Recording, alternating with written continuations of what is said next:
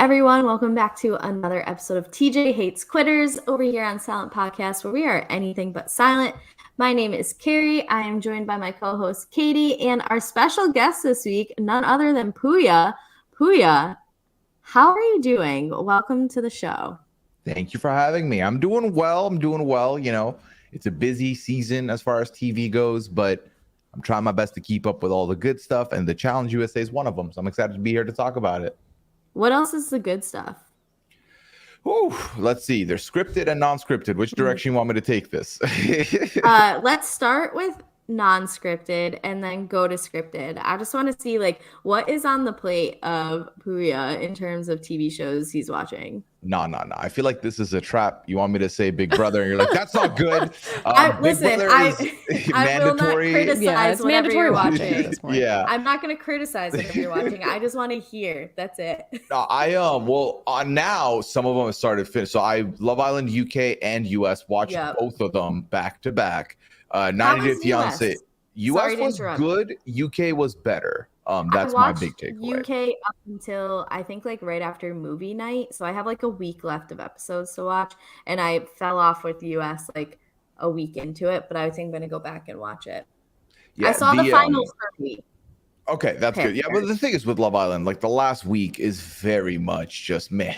Regardless of how good the season is, everyone's in love. Everyone's like, are we exclusive? No, shut up. Stop this. Where's the drama? There's no drama. So you're not missing anything, I guess is what I'm trying to say here as far as that goes. But then I also host a 90-day podcast, and that show does not stop. So I just wrapped up a season. A new season started last week, and then another season of a different variety of it is starting on the 12th. So keep him busy with the 90-day universe as well. I feel like there's a whole 90-day cinematic universe that I have no insight into whatsoever, because I feel like now the barrier of entry is so high, but you're doing the Lord's work. I'm trying out here. Katie, you just have to take it on like I did with Real Housewives, where it's like, all right, I don't even know where to start. I'm not going to watch anything else for the next year and a half except for Real Housewives. That's what I did with Survivor. And then Pooya, what are you watching that's scripted? So I just started House of the Dragon last night, fully caught up with that. I was recommended by my very good friend Chappelle to watch P-Valley. I'm an episode away from finishing the whole season, the whole show. So that's been a lot of fun as well.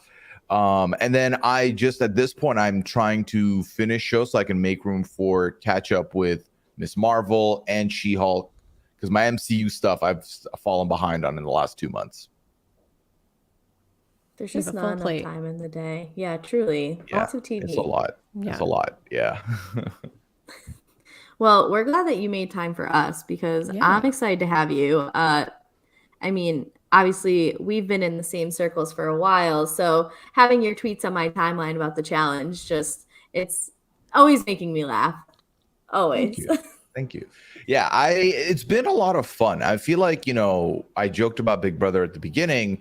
That's been tough to watch. So the Wednesdays, being able to dilute the timeline with 8 to 9 Big Brother, okay, here we go. And then 9 p.m. the Challenge USA, fresh, cool. I know all the people because I've followed them on all these other shows. Whereas with Challenge proper, I enjoy that as well. But there are people that jump in that are from seasons ago that I don't know, or there's lore that I've missed out on because I wasn't a day one challenge person. So the Challenge USA does scratch that itch as far as I know everybody. And it's been fun to see them in a different light. It's been fun to root for the ones I like and to root against the ones I really don't like. There's been a lot of that for me specifically, which we'll talk about. I mean, let's get into it. Pooya, who are you rooting against? Sarah. the Jim from The Office stare into the camera there. Would you think it would go? Of course it's Sarah. I mean, the show's making it easy to root against her, I feel like, too. They're not really hiding that part of it out. Like, you're not going to like her probably. Here's some more reasons not to. Totally. Yeah, absolutely. I mean, this has not been a very pro Sarah podcast the whole season. And we really got a lot of her. She was so annoying this week. I have not wanted to like fast forward through any part of the challenge so far this season until she kept saying, block Angela. They're trying to block me. Put ones on Angela. Block her. Shut up. Also, like, why do up. these people care? You're talking to Danny, who doesn't have the money yet to get into the final, and you think he's going to waste his opportunity to block Angela for you? Why? What makes you so special? It's I don't understand. hypocritical. I that's the biggest thing with me watching Sarah this season. It's the hypocrisy for me. It's a lot of, you should do this for me, but also I don't understand why you're working with other people. That makes no sense to me. I don't know why you're not riding with me. That's stupid. It's like, you're the only one that hasn't won money for the final. So you are unproven as far as I'm concerned. You are shading Tyson for, oh, it took him this many games to do that. Yeah, you played 3 times and won once. Okay. Right. So you have the same number of wins as far as I'm concerned. I don't know how you think you're on a different level or you're upper echelon. I don't get it. Because she was able to vote him out of Winners at War. So she thinks she's the boss. Yeah, you know what's a good player? The one who comes in with a franchise that has a lot of players that they can form a majority with, who falls out of favor with them and is on the outskirts. That is a great player. That is a strategic mastermind at play here. Totally. Ridiculous.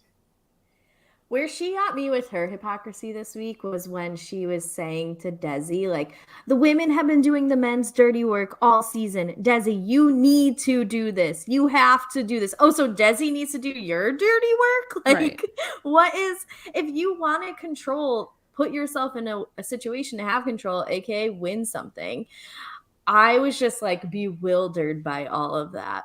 There was so much of that this episode too, where there was one point where she was like, no, I want to go in. I want to volunteer to go in and then pick who I get. And I'm like, ma'am, you're going in either way. Why does it matter if you volunteer or not? And why do you think that you're going to get to choose who you get to go against? Like, who made you the queen of this show where you get to determine every single outcome for yourself when you have not won anything? You haven't won a thing. You haven't won a thing. Why do you think all these people are going to bend over backwards for you? It doesn't make any sense. I want to kind of use that as a segue into something that I've thought a lot about since watching the episode, which is, do we think it was a good decision for Angela and Alyssa to ensure that Sarah lost? Because here's why I'm asking this question. As we've said, Sarah's the only woman who does not have the money to make the final. If you put her into an elimination and she wins, then it ensures she has money to go to the final. If she, assuming someone beats her in the daily elimination, she doesn't have that money. Like, should the strategy have been to try to continue to purge Sarah out through not letting her get into an elimination or win a daily challenge? You know what I mean? That's an interesting thought, because I do think that while she, there is a chance that you can go wire to wire and prevent her from getting that money. The fact of the matter is, with how much opportunity there is to make money, she's probably going to make that money. And I think given this new Fab Five that comes through and is shown to us, I feel like you look at every other person. Episode 9 Pouring to episode one out 9. For the lost homies. Yeah. It's like the other 4 in the Fab Five, you can just tell based on not only if you've seen their other shows, but what you've seen in this season, they are more, they're easier to talk to. They're potentially people you could work with. You could have something going on with. Whereas with Sarah, it's very much you're in or you're out. And if you're out, you're out. There's no re-entry. It's like you went outside of the club to have a smoke and they're like, yeah, you can't come back in with Sarah. Whereas everyone else is like, yeah, show your badge. Okay, yeah, cool, come in. You're good. So that's how I see it, where I feel like everyone else is at least in some way, shape, or form either agreeable, moldable. There's some conversation, there's some wiggle room, and I don't see that with Sarah for anybody who she's against already. So yeah, I agree with that. I also think the strategy made sense because if Angela and Alyssa didn't team up against someone, Sarah probably made the most sense here because she likely would have gotten thrown in anyway, just volunteered. They would have gone against her. And I think what they wanted to avoid was one of them automatically losing and then having the other one of them get thrown in. So they would have to go against each other. So at least kind of negate part of that where, you know, I guess there's still an opportunity for one of them to go in. And that's what a lot of this episode was about, is trying to throw one of them in. But at least then it confirms that both of them won't be going against each other in this elimination because they're just getting Sarah to go in anyway. So I think the strategy made sense. Yeah, I'm not against the strategy by any means, but it's just something where it's like, you can stop her from entering any sort of money-making situation. Like, I would just want to see someone get purged out because they don't have the cash. Like, congrats, you made it all the way to the end, but you can't pay TJ's entry fee. Sorry. We got a $5,000 cover. You're out. Yeah, and I think we talked about this last time, maybe, Kari, but I just feel like they always put these gating factors into the final and they never accomplish what they're trying to do. Like, I don't think there's ever a time where anybody hasn't made it into the final where you need your skull or you have to go into an elimination or you need this money. Like, everybody's always going to get it. There's a way to game it. Like, let's just let people beast out and win if they can win or whatever and just let them get to the final. Like, let's just let pure strategy take over. Yeah, I feel like with how long the season runs and what the limit is on how much you need to make, everyone's going to make that money. It's not like there are 3 red skulls, that's it, fight over them throughout the season. It's like, yeah, there's like 9. So if you get to the final 9, you are good. Or like same with the money, I don't think it's that much amount where you're going to be able to block someone from making it there. I do like the idea of making it all the way there and then, like, sorry, you got to dip out now. You didn't punch your ticket. That would be funny to me, but I feel like because of what the financial limit is or what the entry level is, it's not that high, the barrier to entry. Maybe if they did like a pool of a finite amount of money and everybody had to split the same like $50,000 and then they had to like swap it back and forth, that would be a way to make it so not every single person is able to make the money. But even that, it's like, we're just overcomplicating things, I think, with these things. Yeah. Even then, it's like, if you win one at this point, you get the loser's money. You get everything they've made. So yeah, you can go from I can't make it to the final to I can make it to 4 finals because I just took someone else's money. Yeah. Right. I think you figured out like the way to fix it, Pooya, which is, what if I would love a season where there's only like 4 skulls for men and 4 skulls for women, but they like don't find out until after the first elimination. Like, you have a skull, but by the way, like, there's only 4 available, because then you have to, especially at the beginning, do you want to decide to like go against the person and try to take theirs in that who just won theirs in that last elimination, or we know that there's 3 others available, so let me take my chances. And then like it becomes a lot more of like, who do you want to go against? And I don't know. I think that would be a cool season to watch. Give me a finite of something, or purge people instead of like, you need this money, but we're going to give you all the money anyway. Like, I just pick a lane, the challenge. Right. I need something. Yeah, I feel like that would be a good mechanic to have a fun mid-season to end season, because in the first couple episodes I could see, we put in the weak person anyway. They surprised us and won. We're just going to keep going after them because now they have a skull and we want the skull. So I feel like from that point of view, it wouldn't be ideal, because if you're weak, I don't want to see you like playing every week, because then it's like someone's going to get a layup out of you, which is not and that's kind of what happened with Jay in, I don't remember what season that was, but where Rogan took him out. I mean, Jay went in the elimination like 4 times, I feel like, just one after another because he already had a skull. So they always figure out a way to game it. It's almost like it's just they add this complication just to have something interesting, but it's really not that interesting to me.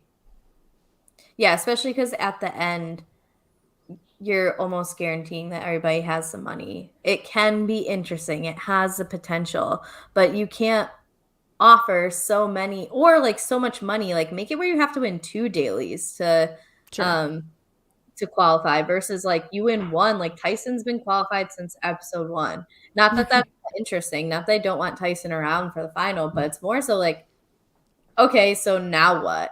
You know, like, let's make it where you have to win 2. And I do think that actually would help separate and make the point for the people like Angela, who's like, okay, Sarah, fucking win something and then talk. Like the people who've won 2 or have had to maybe won 1 and gone into elimination, like Justine, and coming back, like actually put some value on what they've done versus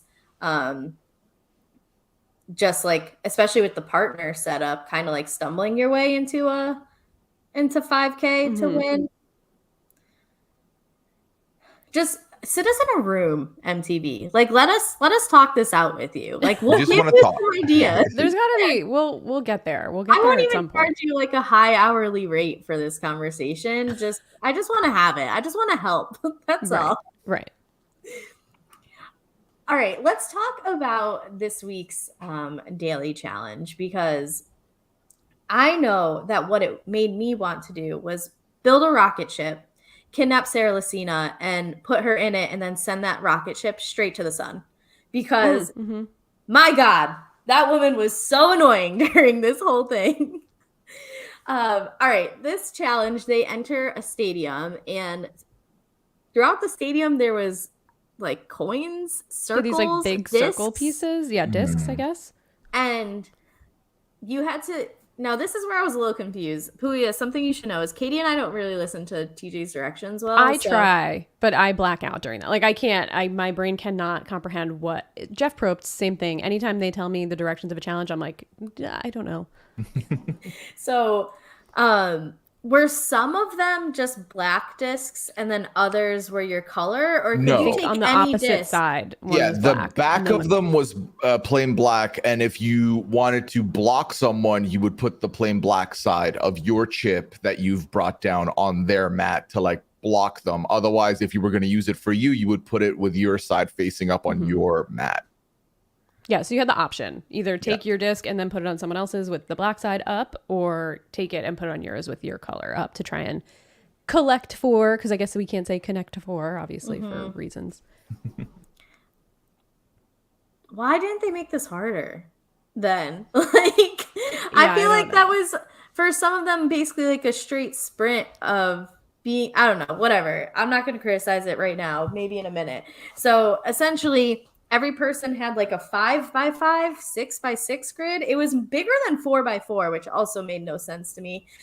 Why we're providing so many opportunities for people to get a collect 4 and not a connect 4, because it was like more work to block people. I don't know. I think this one also needed to like be put back in the drawing room, and maybe let's figure out how we can like buckle it up a little bit. So anyway, if you wanted to win, you need to get 4 in a row, but you also had the opportunity to play defense and block people. And if someone couldn't move, then they lost.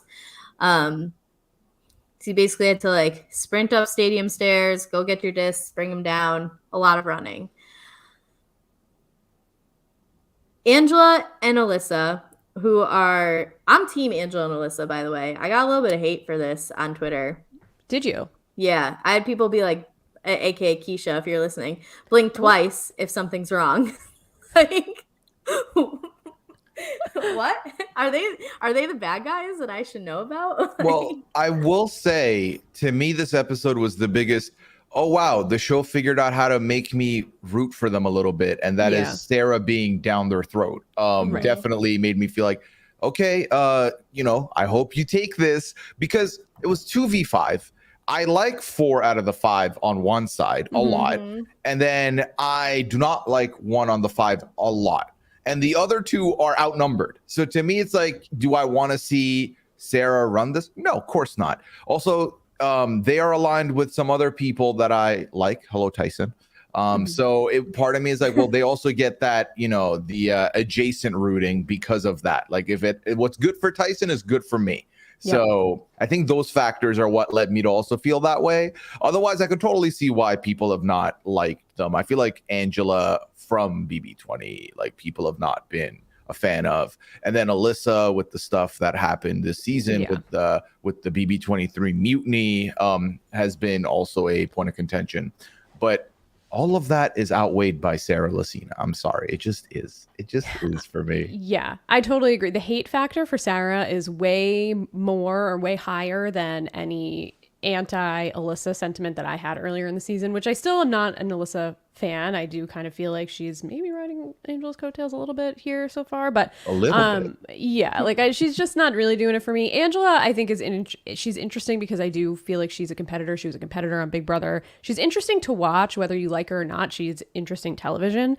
And I think that Ice Queen came out of her a little bit in this episode where she was just kind of throwing some shade as she's running up the stairs and just like, you know, talking shit to Sarah, which I like to see. I want to see anybody talk shit to Sarah, so I'm good with that. And Pooya, I totally agree because Tyson is her number one ally. She's gotten a lift from that too, I think. But just Sarah is so bad that it just makes you not want to root for the people that we like Desi and Justine and Cash. Like, why are you with Sarah? Why are you with Sarah? Just do your own thing. You don't need to be with Sarah. Yeah, in the words of the great poet Drake, I'm just saying you can do better. Way better. So much better. Shout out to Drake. I have the benefit of not watching Big Brother. And so for me, like, Angela is just on the challenge, Angela. And I mean, like, obviously I know everything with Big Brother 23. But I'm kind of like viewing Alyssa in the scope of like of the challenge. And so I have the like ignorance is bliss excuse, I guess, for liking the two of them. But I love the shit they're talking. Give me these bitchy confessionals. Give me you running by Sarah on the stairs and being like, that's for not putting us in the Fab Five. Yeah, I see that. I love that.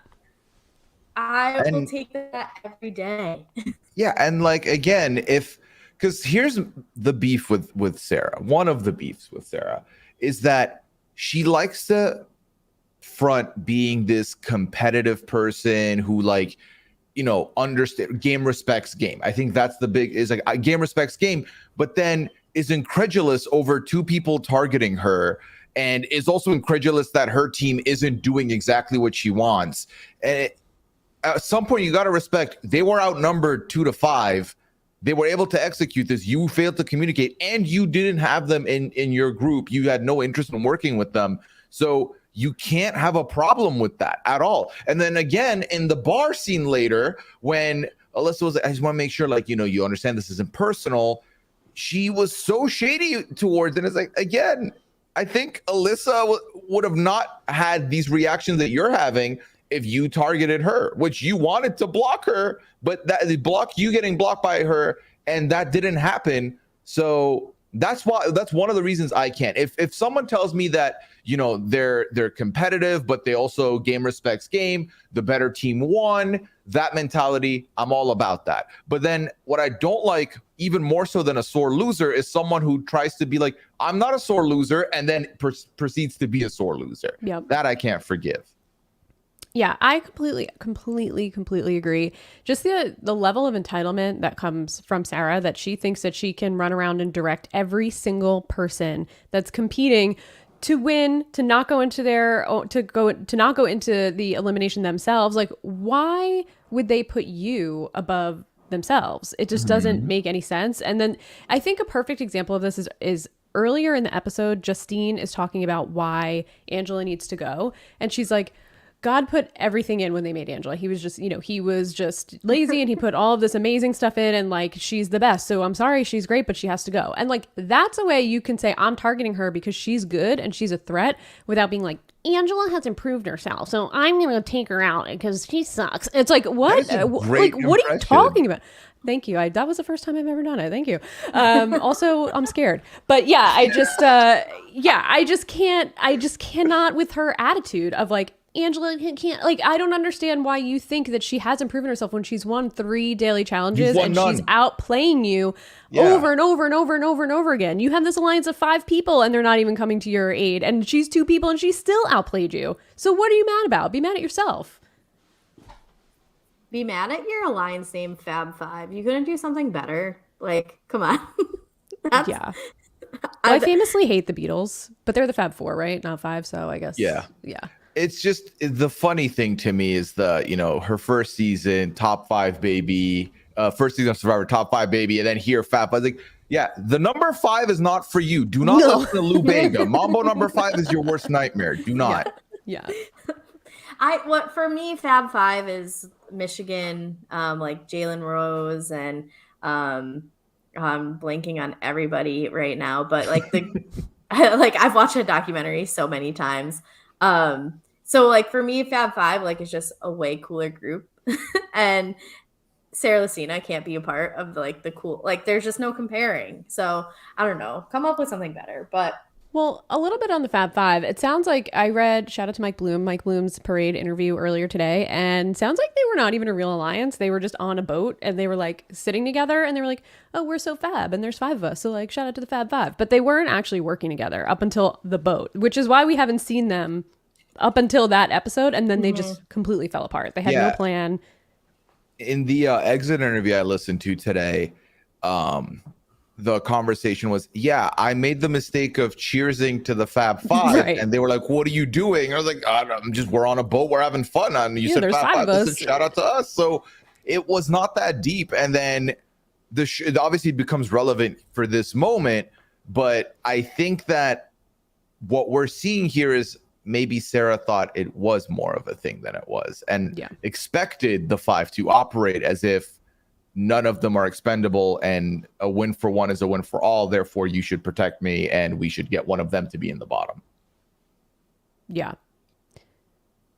I'm so glad that Desi thought for herself in this, with the encouragement of Danny, but I would have raged if she decided to do what Sarah wanted. Although, to skip to the elimination real quick, imagine Sarah versus Angela. Angela destroys Sarah in that hamster wheel competition. Yeah, I think so too. I think so too. Yeah, I honestly, I feel like if Cachet figured out how to make her wheel move, she could have had a shot. I feel like it was just unlucky that she couldn't get her wheel turning in time.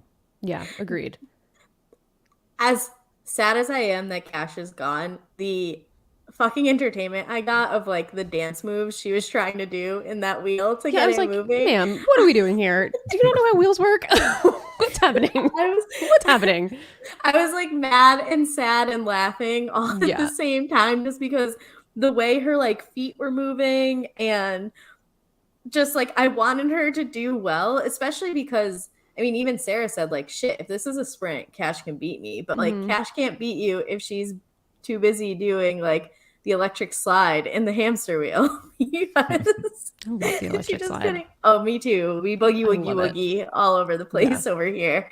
So that just made me laugh, but I was sad at the same time for it. Oh no, but the other side of that this whole daily challenge is, yes, the target is on Sarah by Alyssa and Angela to block her to ensure that she loses, but we have another person in this show who doesn't have their money, and that's Danny. And we see a bit more of who Danny's working with this episode, which we have been like asking for about 4 weeks. Yeah, begging for more Danny.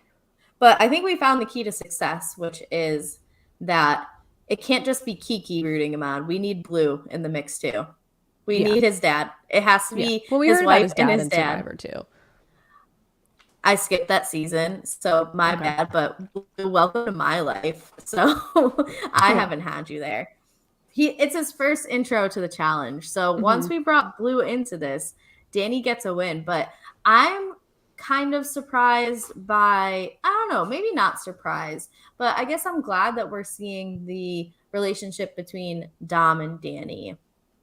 So what do you think of this alliance? And do we think that like this is going to propel the two of them? Can they like use this to be successful in these last few episodes so one of them win? I can't imagine Dom winning, but right. Yeah, I would tie my anchor to someone a little better than Dom, I think. Well, Dom already has an anchor tied to him, and that's why he's not going to win. So that's part of the issue. Right. Yeah, I feel like just based on the way the show has been giving us Danny, and then Danny has not punched his ticket till now, I feel like at the very least, I see Danny running that final. Like he's going to be there at the end. Dom, however, I genuinely, there are moments where I'm like, I still can't believe you're here. I forget he's here. Yeah. He had that huge blunder of an elimination. What was it, episode 3, 4? Yeah, it was a while something ago. Like that early. Yeah.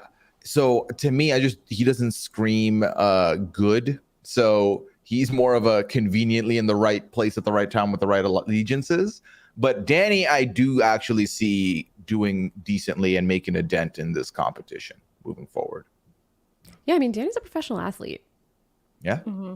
There's no reason why. I think if he doesn't go into the even if he goes into the elimination, depending on what it is, I mean, if it's a hall brawl, that's for him. I mean, he's a professional defensive football player. Like, that's for him. He tackles people for a living. Like, you know, we'll see what happens. But I think Danny has all the opportunities in the world to get to the final. At least I totally agree. Pooya, I think he's definitely going to run it. At least we'll see where he comes in if he gets there. But Dom, I don't know. I mean, even David ate up Dom this week in a confessional. David Alexander, That the was professional so funny, flop. by the way. And I was like, David's eating Dom now. Like, what are we doing? I have to root for David here? This is where we're at.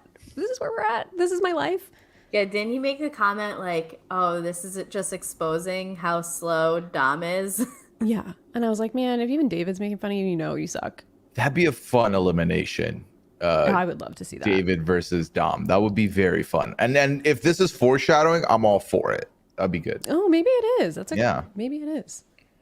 See. Did we know that David Alexander is fast? Because no, we didn't know anything. We don't know anything about David Alexander other than that he sucks. That's all we know. I've seen him on 2 seasons of Big Brother, and I still don't know who David Alexander is and what he's capable of. Nothing. Yeah. Nothing.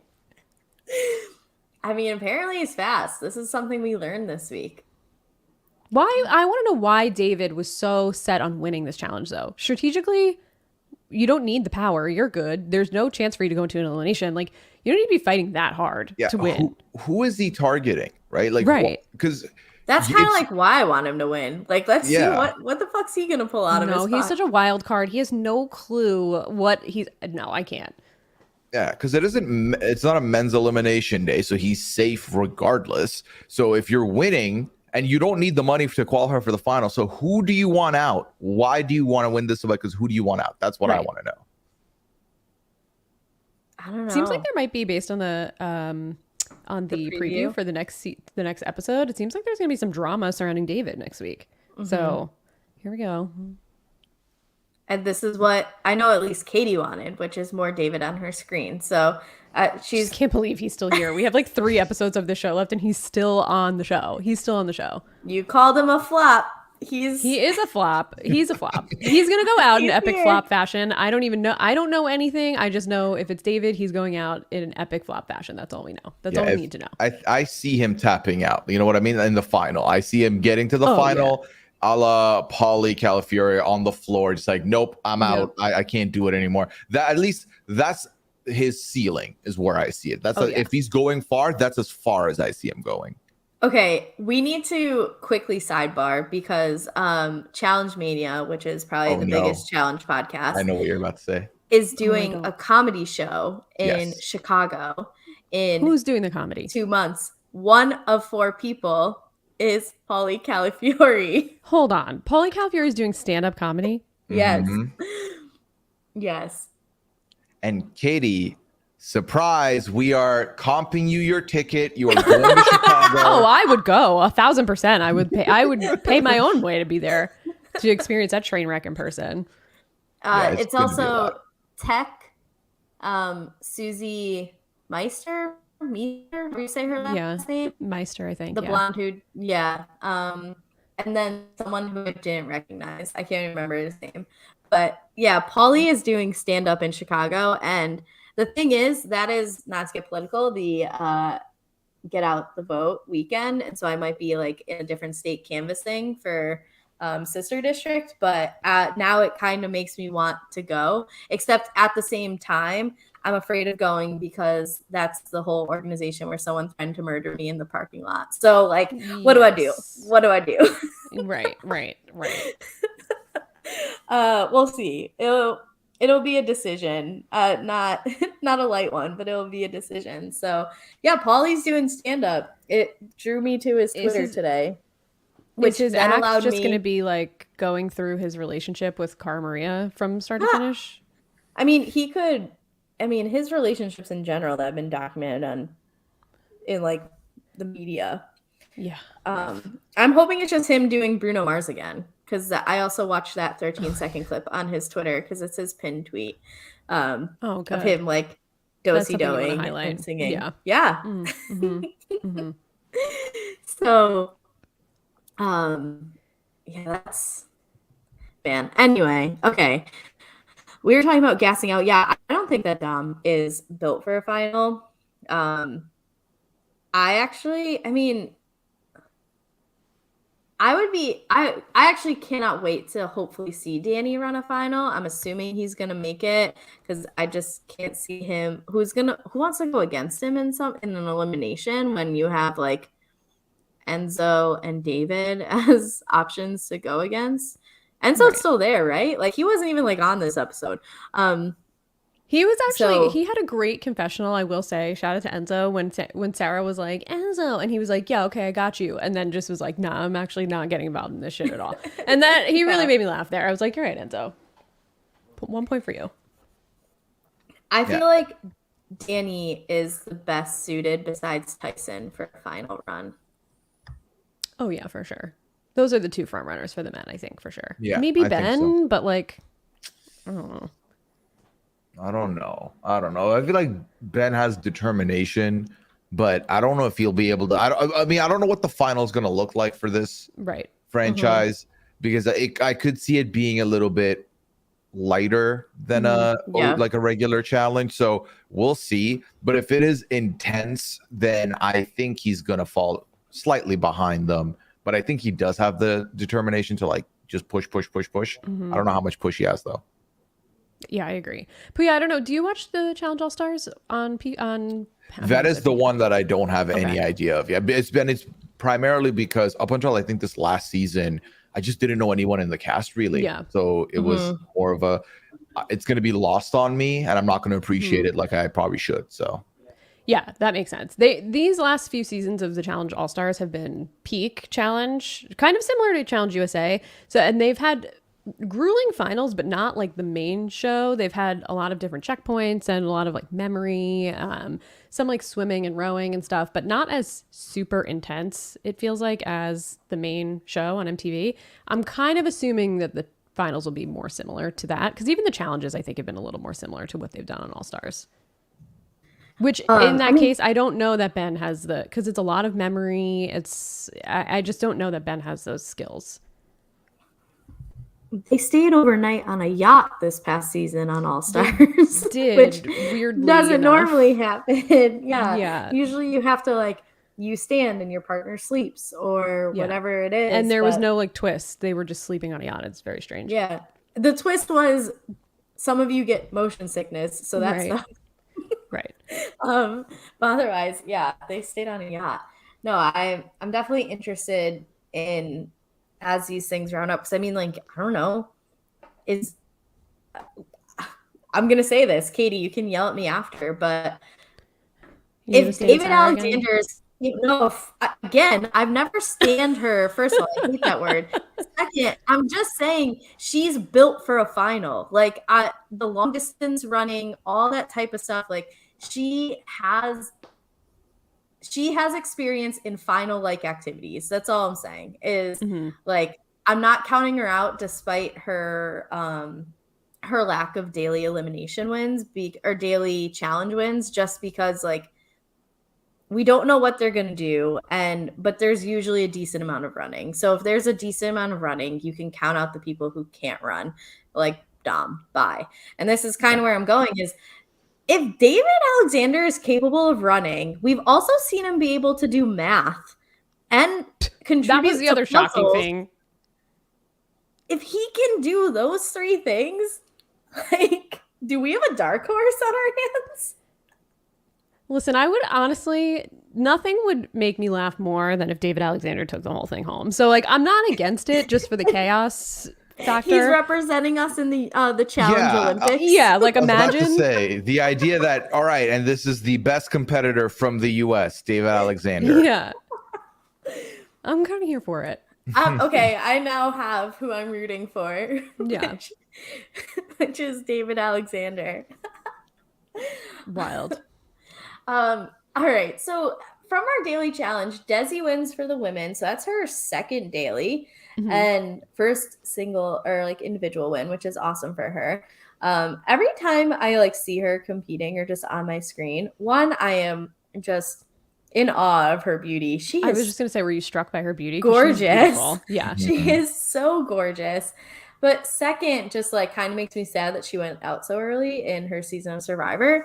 But her and Danny win, and this is probably, I think, like one of the more strategic episodes strategy based and like episodes we've gotten all season, because it, even though it is a women's elimination, it doesn't affect Danny as much. Danny was really the one who kind of like put his foot down and navigated this decision. Yeah. He wanted to keep that alliance strong with Angela and Alyssa. Which, I mean, even in the beginning of the episode, we heard Ben say, like, I don't know what Sarah's doing. Like, I trust her as a person, but she's with this Fab Five. She's with the girls. She's here. Like, we don't know where she's at. So it feels like the Survivor guys really took into account what Angela pitched to them last week and are sticking to it, which is interesting. Yeah, again, this is why, to me, Sarah's not playing this game well. Yeah. If you come in with that built-in background of we are all survivors, so we should work together, and everyone else is doing exactly that, but you are not included, a good player does not make you. I don't care about the you and Tyson beef. You should have squashed that and, you know, tried to come back in. But she's so tunnel visioned on the things that she believes that anything else outside of that could even help her if she even thought about it, she's not taking. Ben was a guy who simped for you in the last season of a show you were on. And he's here like, I don't know about this. He literally quit the show so Sarah could go further. So, and you've lost that. That is poor. That is poor from you. And honestly, it's because, to me, from where I was standing, or like sitting in my room watching the show, I feel like it's because she doesn't budge. She doesn't budge. She doesn't self-reflect, and she doesn't realize, oh, maybe I should bring this person back into the fold, or maybe I should let bygones be bygones. It's very much, and from the first confessional we got from her this season, I am the best, and this is my persona. Everyone is beneath me. I am the alpha. You are the betas. And that is the line. That is the narrative she's going. Now, my question is this you lobbying to get on the challenge in the future? Like, as in like the proper, because you want to be the arrogant villain that's like physical and can dominate the challenge. Maybe that's the route you were taking, but 9 episodes in, you've won your first thing. You need to change your persona. You need to change your approach, because you're just talking a big game and not delivering. I'm still not over it. I'm still not over the whole giving Derek X shit for the cat question. It's like, oh, you didn't know this? You should know. Why should he know this? Is he a Catwoman fan? Did you know it? Yeah, you didn't know it. So why should he know it? Again, it's that arrogance that I just can't shake. Because if she was playing a good game, I'd be like, I don't like you, but you are killing it. You're doing well. I got to give credit where credit is due. But you have this group of 5 that you have no hold on. You came in with like 5 built-in relationships that you don't have anymore. You let people that didn't know people scoop up people that you knew to work with you. So it's just L's on L's on L's, and the one W at the end with the elimination. So yeah, I can't forgive it. I can't forgive arrogance if it doesn't catapult you in a good spot. I just cannot. I agree. And there was even a clip of the last episode on like the previously on where they told them that they were playing their individual games. And she's like, finally, my game is in my own hands. And I'm like, why are you blaming your partners for losing constantly? The only time you are a loser. You're a loser. You didn't win last week. You actually lost this week, and you just happened to get lucky that Cash couldn't figure out the hamster wheel, and maybe it was a little too heavy for her. But like that wasn't like a home run for you by any means. When Cash figured it out in the second round, they were close. Mm-hmm. So it's just like, why are you blaming all of your partners when Leo literally won you the elimination that you were in? Like, let's not get it twisted. You didn't really contribute there. Leo came up with the strategy. And you Shout out to shaded Leo. him to filth. Yeah. Before Justice for that. Leo. Yeah. My guy. I would just like to say that it is offensive that you're not calling her by her proper title, which is HBIC. So I will never. Based on Does Pegasus, that stand for hell bent in cockiness? Because that's Oh! exactly what I'm getting. wow, Nice. that was very good, Pooya. That Thank was you. great. Yep. I couldn't figure out what the C should be. It's but perfect. that You worked. nailed it. You nailed Thank it. Yeah, that was well done. The one thing I do want to say while we're talking about Sarah, which I feel like we're just going to be talking about Sarah this whole time, but the episode's name is Nevertheless, She Persisted. And this, nothing saw makes me more that. angry than this, because if you know the root of Nevertheless, She Persisted, again, not to get political, it's when Elizabeth Warren was basically told to shut up when she was confirming Jeffrey Sessions, and then they had to vote to let her keep speaking, and Mitch McConnell was like, nevertheless she persisted, and then it was like co-opted by a feminist movement to say like, yeah, she should have, women should. Sarah is an anti-feminist and she is a monster. Like, what are we doing? She took a MAGA hat out after she won Survivor Game Changers and put it on, according to Ozzy. Like, and we're using this as the episode where the title of the episode where she wins the elimination. I'm angry at Viacom for this. Boo, I'm angry. boo Viacom, Boo, boo. Yeah, when I saw that, I was like, wait a second. I was That's like, like, oh, a hell no, liberal they're not doing thing. this. Yeah. What? Stop it. Maybe they did it to piss her off, and it was like, oh, Maybe. we're gonna give her. Maybe they big brained it. She sits there, she's like, all right, this is my episode. I know I'm gonna have a lot in here. What is this episode name? I'm not even gonna watch this. I don't. Yeah. Maybe that was the move. I hope Maybe. so. If you're the intern, That's what I'm that going to did choose that- to believe. That's what I'm going to choose to believe. It was a little dig. So the big conversations were basically Desi saying, listen, I'm with Sarah 100%. And so if she wants Angela or Alyssa, I want Angela or Alyssa. And Danny was like, nah, dog. Because Danny, thinking on his feet, was like, listen, Angela propositioned this little alliance of the Survivor men, the Big Brother women, and the Survivor women, therefore leaving out Justine and Cash. Mm-hmm. So this happens, and Desi is like, wait a second, but how come I don't know about this alliance? And he was like, oh, that's on the men. That's our fault for not telling you. What did you think of Danny's move here? This was a little messy because Desi this whole time has been like, Angela hasn't talked game to me at all. She's ostracized me. Like, I would have been like, wait, what? Like, you're making decisions on who I'm in an alliance with without you telling me. Like, I didn't think this was a great move. I appreciate Danny thinking on his feet in this moment and coming up with a plan, but I don't know if this is the best plan. I mean, it ended up working out fine, but I just don't know that this would have been the best. Especially without telling Angela and Alyssa that this is what he was thinking of doing. Mm-hmm. What would have been the alternate? I would have been like, let's just come back to the table later and talk about it. Because first of all, Sarah was in there acting like she won the elimination and that she was the one making the call. So I would just be like, Right. listen, why are we, maybe that's even what my strategy would have been, is like, why are we letting Sarah, who lost, dictate what we're doing? Like, I know you want whatever, but like, if you want, and I think even he said it, like, if you want Sarah to come back, like, Angela's not the one. The other part of that, before we keep going, was the fucking audacity of Sarah to stand there after she loses, not even just finishes, loses the daily challenge and goes, Desi, my girl, has my back that in front won, of so everybody. I know I'm going to get what I want. I was like, who is standing next to her? Backhand her. Like, I'm not for physical violence. Desi, but... I'm like, ma'am, are you really gonna come out here and just Yeah. put my whole game on blast and say you control me, essentially, in front of this whole thing? Meanwhile, you're saying this is the perfect thing when you were standing there screaming at every single person the whole time so you wouldn't lose, because you think you deserve to be able to decide if you want to go in and decide who you get to go against. It's just completely ridiculous. This woman is completely ridiculous. She's the hero of her own narrative in Yep. that the way she thinks, the way she operates, the way she speaks, she is the lead in this play. She is the main character.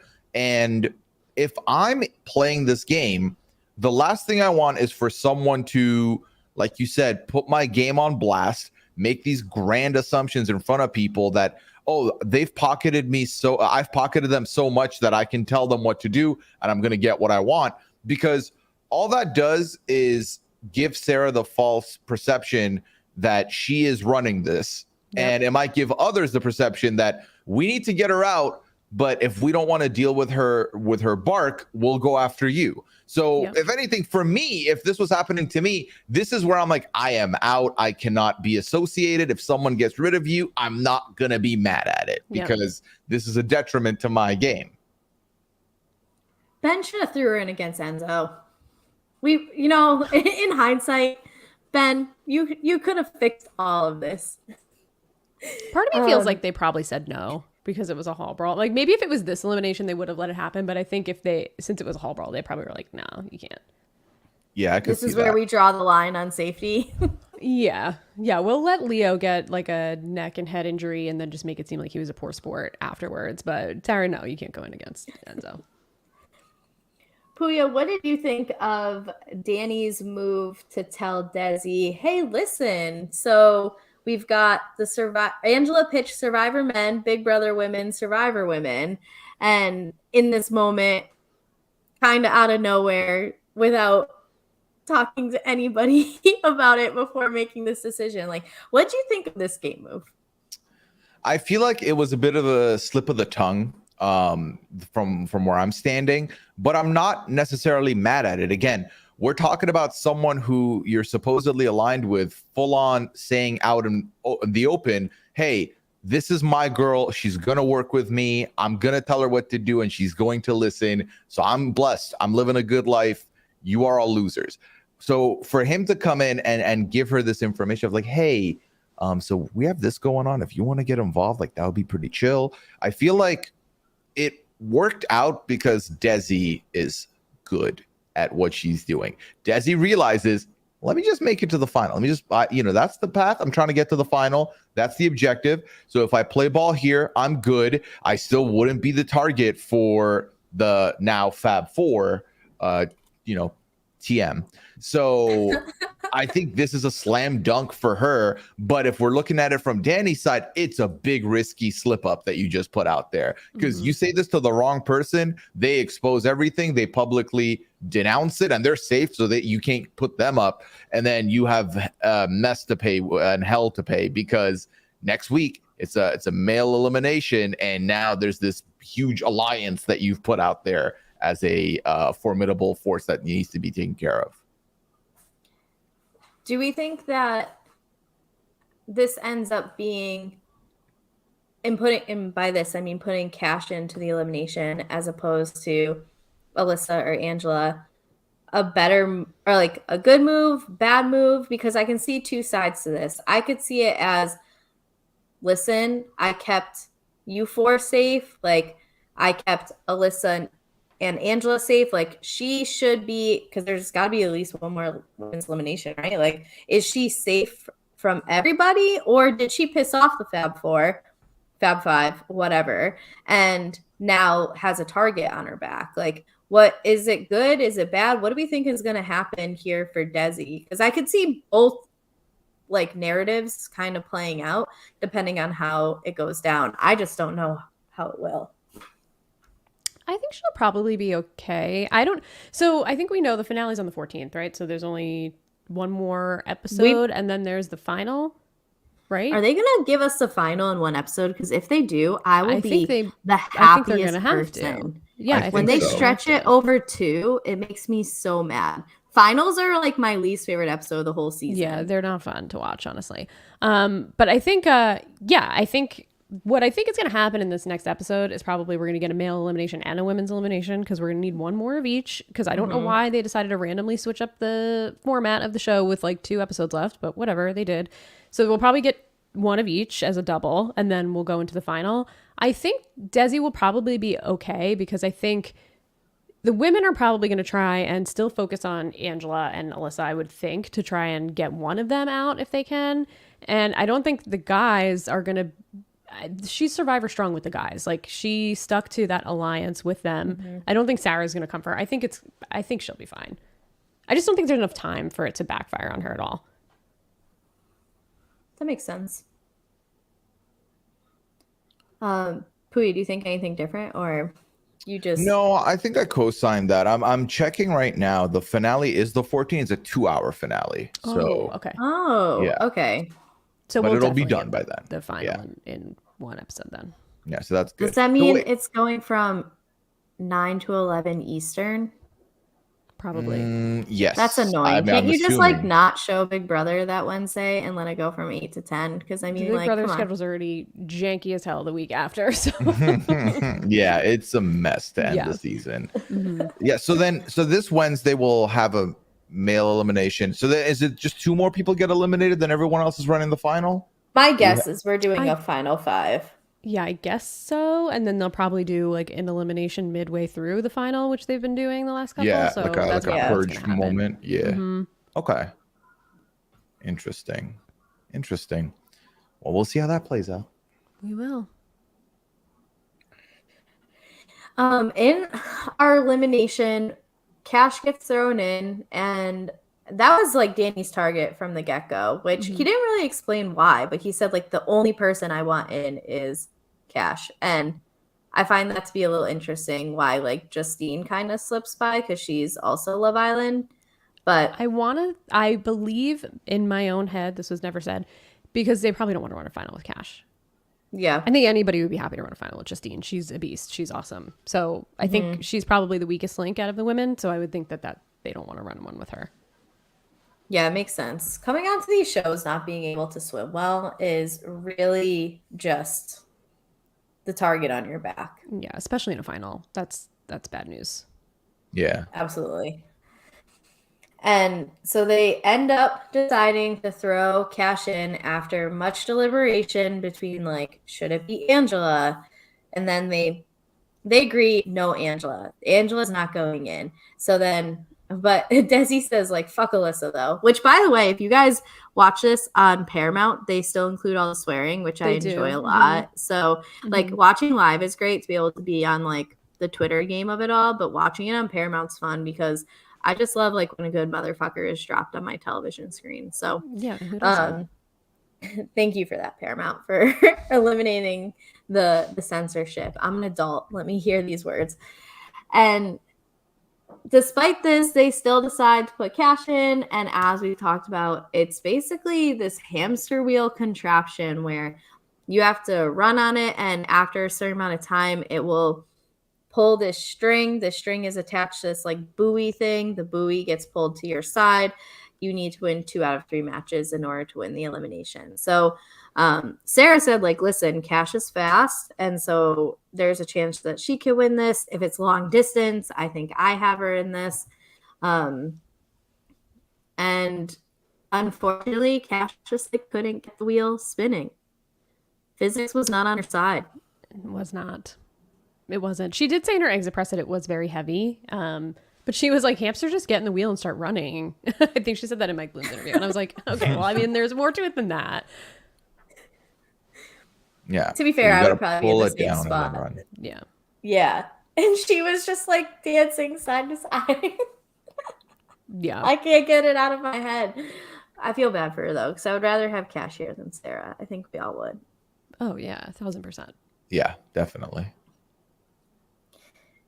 But that like more or less covers our episode of the challenge this week. A lot of it was just Sarah being annoying. And so like we got to complain she was annoying about at the bar too. Yeah. When she made that face to Alyssa. When Alyssa said it wasn't personal. Face. Well, she got mad at Alyssa because she's like, she came up to me and said it's not personal. And then now she's talking to Danny. I'm like, of course she's talking to Danny because she could go in. So why is she not allowed to talk to Danny? He won. Like, what are we doing? What are we doing here? What's the problem? And she made a comment about Alyssa's game being messy. And I'm like, are you not messy? I don't understand. You're like the messiest person here. You're out there screaming at the top of your lungs at everybody that will listen to you. Is that not messy? I don't understand. Yeah, I truly hope that we don't see her back on the show after this season because and I think part of that will also need her not to win the final. So oh Lord.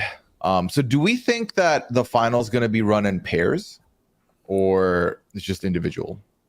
I think it'll probably be run in pair. What they've been doing in All Stars is that they would start with one pair, then they'll get to a checkpoint, and then the pairs will switch up based on their placement. So I like that for that kind of version of the challenge of the final, because I feel like it's more interesting, and it kind of like it adds an equalizer. Because if you're just paired up with the two strongest men and women are paired up at the get-go, like there's no way you're going to beat them. So Right. I like the fact that they kind of like rotate partners on All Stars. I would like to see that here. I think I would love to see like Sarah and I don't know, anybody have to work together and have her scream at them, and then we can just scream at our TVs while we watch it happen. Because that's what's about David to happen. Alexander. Yeah, give me that. Oh Give my me Sarah and God. David Alexander. I enjoyed the finale for All Stars because I felt like they did a really good job in trying to like there's pairs, but there's individual parts, and you pair with different people based off of the results, but Yeah. not like overall results. So essentially, because Pooya, I know you say you didn't watch it, but like there's I think was there 4, 5, 4. There was 4 men, 4 women, and when you finished a leg, there was like a mini challenge at the end of the leg. And so if you were the first one there, you just like stood at, let's call it a podium. Second one there can either choose, do I go against the person who came in first, or do I go to the other podiums? So then like, let's say it's me and Katie. I finished first, Katie finishes second, and then you come up. You have to decide as the third place finisher, do you want to go against me or do you want to go against Katie? And points were also gathered that way. So you got like points for finishing the leg first through 4. You got 5 points if you won that like mini challenge at the end. The points are good too. So that like helped as well. So it was cool because then the pairings were also created based off of for the next leg of who finished the best in the mini challenge. So like it wasn't even your how you finished in like the leg part, but there was just like it seemed like a lot of thought in trying to make it where anybody could be paired with anyone, and you weren't like doomed by like one bad performance, especially with the mini challenges being worth 5 points. So I would like to see something like that. It was like intricate. It allowed for like you needed to be a good partner, but then you also had the opportunity in the second day where it was individual to then kind of like as long as you made it to the second day, you were fine individually. So I don't know. I like something like that. I would love to see more of these partnerships play out. Especially with how it was like format in the beginning of the season. I feel like we're set up for that with like the algorithm and switching. everything. Yeah. Yeah. Oh yeah, they'll probably bring the algorithm back or something in some way. Yeah, It is perfect. I would love that. Bring it back. Yeah. TJ would love it too. It's his favorite Well, thing he's tired of besides it his now. final.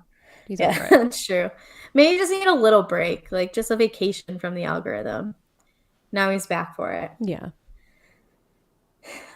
Is there anything else that either of you want to say about this week's episode of the challenge? No, I'm excited to see where it goes. I didn't realize, honestly, how close the finale was. So Yeah. we'll see. We'll see what the ending is and who wins and who's going to represent the U.S. in the what is the challenge? I've been calling it the Like, Challenge I don't think Olympics. I don't think it has a name yet. We'll see. If they don't call it Challenge Olympics, they're missing out. Yeah. I saw that the Australian cast was just, I don't know if it was released or spoiled or what. I think it was officially released. I don't know anybody that's on it. I don't know if any of them came from Australian Survivor or anything like that. I know there's 2 from Australian Survivor. Oh, okay, great. I think. Okay, Yeah. that's cool. But I don't know anyone else. Yeah. So I don't know, Kari, if you're going to be talking about that, but that's coming out soon. Oh gosh, international. I didn't even think of that. Those all are going to be coming out around the same time. That's because they all started filming, or actually, I think they're starting filming like right now. So they're all going to come out around the same time. Oh God. Yeah. I didn't even think about that. Katie, why did you put that burden on me Sorry. right now? Sorry. We'll see. We'll see. Yeah. But I mean, are we done no, with I don't have House anything else Husband? to. Yeah, I have nothing. I mean, I could complain about Sarah for like 3 more hours. So I've said all there is to say. I mean, there's always more to say, but I think I've driven the point home. So Yeah, I hope we get a good episode next week leading into the final, because 2 hours is going to be a lot. So I also hope it's like a worthwhile 2 hours. Yeah, I think I'm still a little baffled by the idea to change the format so late into the season when we only get 3 episodes of it, but whatever. We'll let them do their thing. The challenge loves switching it up on us late stage, so. Yeah. Classic challenge. Classic challenge. All right. Well, then let's wrap this up. Pooya, you're a busy dude on the internet. Let me Come on. I tried. I hope I think I spelled this right. Did I do that right? Is that spelled You correctly? did. Yes, Look that is my from Twitter. memory. Boom. Thank What you are for you that. doing Yeah. these days on the internet? Or let's see. So I mentioned at the top here, I do host a 90 Day Fiance podcast where I go through every season, every week, episodically going through 90 Day Fiance. So definitely check that out. You can find that on robbinswebsite.com/90 Day Fiance, number 0 Day Fiance. And then Big Brother, that's still going on for about 3-ish weeks here. So I will be there talking about live feeds Friday mornings at 11 a.m. live. So find that over on the Rob Has a Podcast YouTube channel. You can find me on Twitch, twitch.tv/Pooya. I do stream there 2 times a week during Big Brother, 3 times otherwise. Have a good time. It's a good time on the weekends there. So find me there on the weekends. And then in about 3 weeks, The Masked Singer starts. So I'll be talking about season 8 of The Masked Singer. Not against my will, because I have a great co-host in the form of my one and only Liana Boris. So we'll be talking about that when that comes out. And I was a guest on the House of the Dragon podcast last night, talking episode 3 of House of the Dragon over on post show recaps, which was good as well. Awesome. I can't believe we have 8 seasons of Masked Singer. I was very into season 1 and then just like fell off with it. I was very big on it season 1. I started podcasting about it season 2. Season 2 is still my favorite season. It was a good season. Wait, I think I watched season 2. Who won? The Fox one, aka spoiler alert, skip 10 seconds, Wayne Brady. Wayne Brady won. I started it, but I didn't finish. So yeah. And then it's jumped the shark for sure now. It's they've been pushing 2 a year, which you is do too not much. need. It's too much. The celebrities they bring on are questionable. Not on like status, but just on moral choices. So I'll say that. But yeah, if not for the fact that I get to talk about it with Liana as we're sharing the pain, I don't know how much if I would still be watching it if I wasn't covering it and watching it with Liana. But we got to do what we got to do around here. They do make some choices on that show, huh? Yeah. I'm just thinking through the last. Yeah. Some questionable choices. Yeah. Yeah. I loved the monster so much on season 1, like Same. Obsessed. And I loved reading after, which again, spoiler, that T-Pain, like he was like, oh, I just like the costume, that's why I want to do it. And then when he was like he was up for elimination week 1, and that's when he realized like, oh shit, this is serious. And then he was like, I'm gonna actually try. And from there on was like, no, I'm here for it.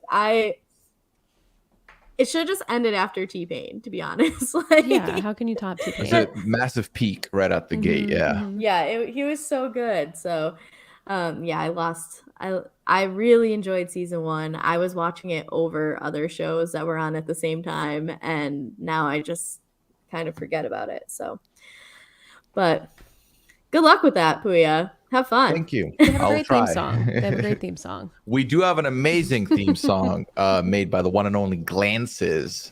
Oh, really? Yeah, it's elite. Yeah, it's a great theme song. Nice. Yeah. Well, Katie, what are you doing online these days? What am I doing? You can follow me on Twitter at RealSlimKatie if you'd like to. You can also follow me on Twitch at twitch.tv/RealSlimKatie with an underscore at the end. You can also hear me in a few different places here on Silent Podcasts. I'm here, obviously, for the next couple of weeks, at least, while this show's still going on TJ Hates Quitters. Kari and I also talk about all things in the Real Housewives universe on the Cool Water Show here on Silent Podcasts. You can find myself, Isaiah, Josiane, Lance when he can make it on the Bounce Checks podcast. We actually took this week off. Oh, did I say Big Brother? We talk about Big Brother on the Bounce Checks podcast. We took this week off, but we will be back. The Labor Day, we were laboring, or not laboring, I guess. You can find us next week to talk about all the things. We rank the players. It's a good time. We share all of our unfiltered opinions, and we have a lot of them. And you can also hear me, Chanel, and Josh Kettles talking about House of the Dragon on Fire and Pod here on Silent Podcast. So that'll come out typically midweek. We talk all things House of the Dragon. So we're loving the hot D here on Silent Podcasts. Whoa. House of the Dragon. Hot not D. safe for work.